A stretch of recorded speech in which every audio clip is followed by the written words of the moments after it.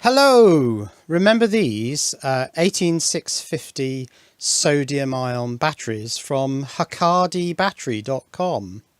Well, HAKADI Battery very kindly got in touch and said, would you like some more sodium ion batteries? And I said, yes, I would. So they've also supplied me with these. These are 33 140s. And that's not all. Also, they sent some of these, and these are 46 145s, and they're pretty big. So for each of the 18650 1500 milliamp hours, 4 of these 10 amp hour cells, and these ones are 18 amp hours. But that's not all. They've also sent me a couple of these, which are HAKADI sodium ion battery BMSs. So 2 of those. And these BMSs are 4S BMSs, 20 amp charge current, 20 amp discharge current. Now it's very easy to get hold of end caps for 18650s. These are 2-way end caps. So let's slide those into there. That's going to be okay for my 4 18650s. So that looks like that. Now, although these cells have printed on them 32 140, they're actually 33 millimeters diameter, but it's pretty easy getting 33 millimeter end caps. So these are they, and those fit in there. They're actually quite loose in there. So the 33 140s look like that in a 4S pack. Now these ones, things are a bit more tricky. They say on them SIB, sodium ion battery, 46 145, and I did actually manage to track down some 46 millimeter holders, but this is actually 47 millimeters diameter. I think that's actually in the spec. Yes, here it is, size 47 by 150. Now the length depends on where you measure it to. If you measure it to the end of these studs, I think it's more like 160. If you measure it to the length of the cylindrical part, it's more like this, 145 millimeters. So these 46 millimeter holders, one of them got a bit damaged in the post. They've got these little posts on them. These two got broken off. So I thought, okay, well, I'll have a go at cutting this one up. So I've cut sections of the circle out on this one. And although you can push that into there, it is very distorted. And so it's not going to work terribly well like that. And I'm starting to think actually at this size and weight, what is the weight? Is it on here? Yes, 480 plus or minus 50 grams. I think I'd be better off actually just getting a 48 millimeter circular hole saw and cutting some holes in pieces of wood and just making up my own frame for these things. Now, something else to note, the 18650s says charge voltage up to 4.1 volts. For the 10 amp hours, that's the 33 140s, charge from, or usable voltage from 1.5 to 4 volts. And these very large ones, the 18 amp hours, charge voltage is actually 3.9 volts. So as the cell size increases, the maximum charge voltage appears to reduce somewhat. Now the next thing is, how do I connect to these?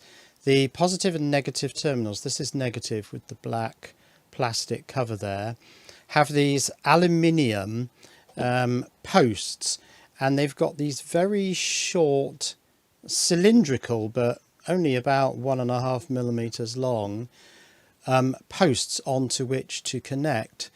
Now my temporary connection solution was simply to shove a magnet on it, but this is aluminium, so of course the magnet doesn't stick, so I can't use magnets to connect to that. I'm not sure how you're meant to actually connect to this. I suspect that this is just a bridging bar between two electrode posts which drop down into the cell, which I believe are these two, and then this is just a bridging part offering this as your connection point. And I don't know, are you supposed to weld to this? But then of course you've got to weld to aluminium, and I know there's TIG welding for aluminium, but I don't have anything which will weld to aluminium, unfortunately. My intention is to use this nickel plated steel strip, but I can't weld this strip onto the aluminium. I have looked up articles on welding steel to aluminium, and of course aluminium has a much lower melting temperature, and people say it's very hit or miss. So I'm going to have to come up with something else. And actually the spot welder that I've got specifically says it is forbidden to spot weld aluminium and copper pole lugs and soft clad aluminium pole lugs. Well, these are obviously aluminium lugs, and aluminium of course has a much lower resistivity than does steel. So I imagine the spot welder is saying that because the current through the MOSFETs when you spot weld is going to be a lot higher if the bulk of what you're welding to is aluminium and not steel. So I've had to come up with another idea, and what I've come up with is this. I bought this set of circlips. Now the lug on the end is 10 millimeters diameter. That's the 10 millimeter circlip, but it's smaller than that when it's closed. It's 10 millimeters when it's pushed open. So I'm actually going to use the 11 millimeter circlip.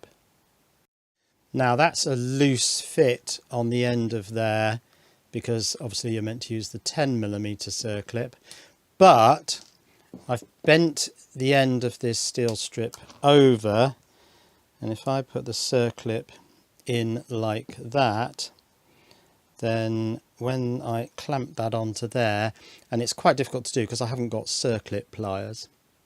Let's try doing it with normal pliers. I've got to push them apart to get that on.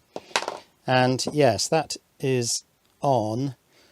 I think that's probably good enough. I think the contact area between the aluminium lug and the, now these are stainless steel circlips, I think that between the lug and the circlip is fine, and then that is pretty tight, probably as good as a couple of spot weld points.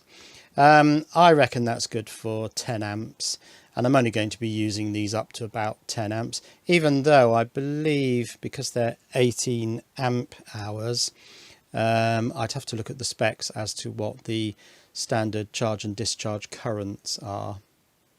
Well, here we are. Look, standard charging current is 0.5C, so that's 9 amps.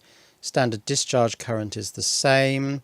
Maximum discharge current is just 1C. Well, that's 18 amps in the case of these cells. And maximum continuous discharge current, again 1C, so 18 amps. And look at the temperature range from -30 degrees C. Right, let's check the voltage of this cell. There's a light on here if I press and hold that. The reason I'm using this clamp meter is because it has no 10 amp input. There's absolutely no danger of getting the probes wrong and shorting out the cell. So the voltage on the positive stud there is 3.179. Now, interestingly, there's a voltage on the can, which is this thing here, and it's 1.945, which is really strange. But this seems to be some sort of weird capacitive effect, because if I look at it now, it's 2.83 and rapidly falling. And all I did was I got this bulb and I touched it between the positive and this casing here briefly. Oops, keep my negative on there. And that briefly lifts the casing up to the same 3 volts as the terminal. But yeah, that's really strange that the casing is not connected to either the positive or the negative, but kind of takes on this weird half voltage. But let's just try and light this bulb. Now this is a 24 volt bulb, so it's not going to be very bright on 3 volts. Let's try and light it from that. Okay, there is the faintest dim glow on the filament there. Now, what about the sodium ion BMS? Well, the specification I've got says applicable voltage 12, 36 or 48 volt. Well, this is a 4S BMS, so the applicable voltage is 12 volts. Over discharge protection voltage is 1.5 volts, and the overcharge protection voltage is 3.95, which looks like a bit of a compromise. 3.9 for these big cells, 4 volts for the 33140 cells, and the little 18650s will actually go up to 4.1, but not with this BMS, it would seem. And they've actually got the balance voltage as 4.2.